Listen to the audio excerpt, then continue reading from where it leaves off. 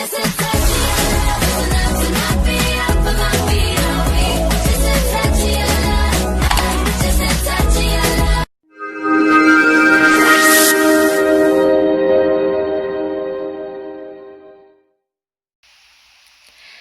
kids! So itan, ti pagsasaritaan tayo kat adda so magmamano nga definition of terms tayo. Kaya't nangasawon intay amon no anati kaya't nangasawon digitay so magmamano nga words. Iti may panggap ti sets and subsets. So we have the first word cardinality, which is represented by a small letter N. Anak ano di kaya't nangasawon ti cardinality. Cardinality is the number of elements of a set N. Okay. Kunana, numano kano, ti bilang na tijay elements nga naglaon iti maysa nga set.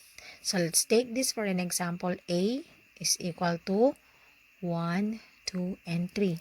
So if you're going to get the elements, the cardinality of A, set A, N is equal to manong elements 1, 2, 3.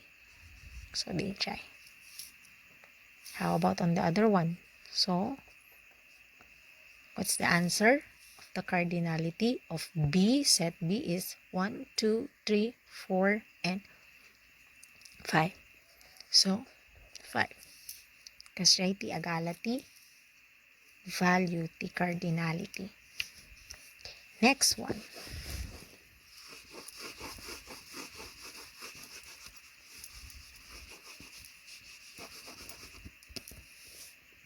Is the null or empty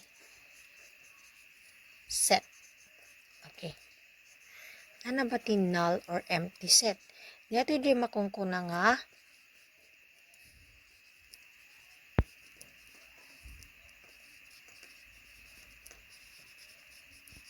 sets with no elements. Say for example, okay, there is this what you call kunana kumakat a set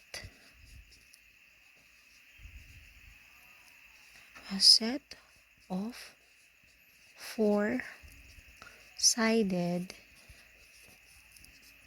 triangles. Okay. Tapos, DJ symbol for our null or empty set. No set with no elements, the symbol na nakakat, kastoy, when no, kasjay, open and close bracket. So, take this for an example. A set of 4-sided triangles. Okay. Is it a null set and then empty set? Or it has cardinality?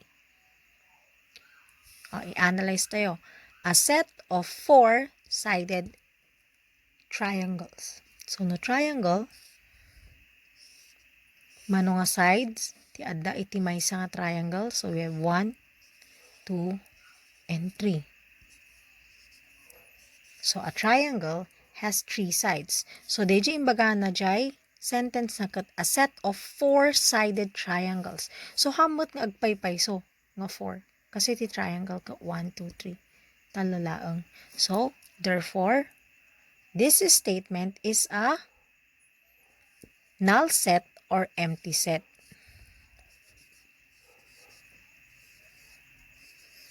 Okay. Kasi ti kayat na nga saon. A 1 ti elements na. Sets with no elements. In short, DJ pa nakaibaga na di description na kathaan nga agpaypayso. No awan kapayswanan na kasla kadatoy imbaga na nga 4-sided triangles kunana kat awam mo ti triangle nga 4-sided no di talo lang ti sides ti may isang triangle. So that is an example of a null or empty set. Okay, so the last one is the universal set. The universal set is a set which contains the elements of all sets being considered in a certain discussion. So, kaya't nga saon, di gito'y kano dijay pangkitaam, pangibasaram, iti amin nga elements nga may baga.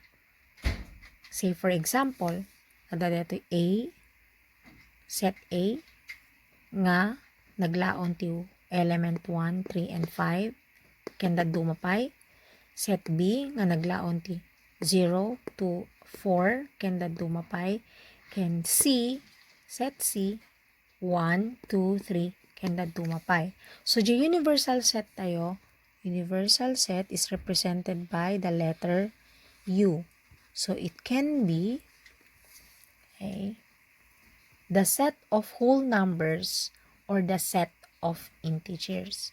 So, mabalin nga 1, 2, 3, 4, 5, and so on.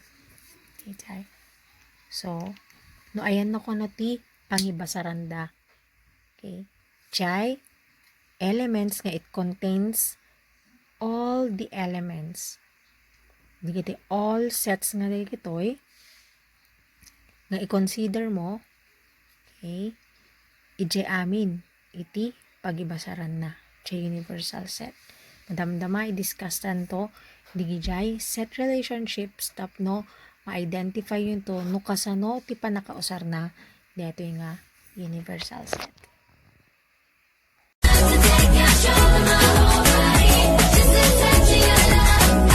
Just a touch of your love.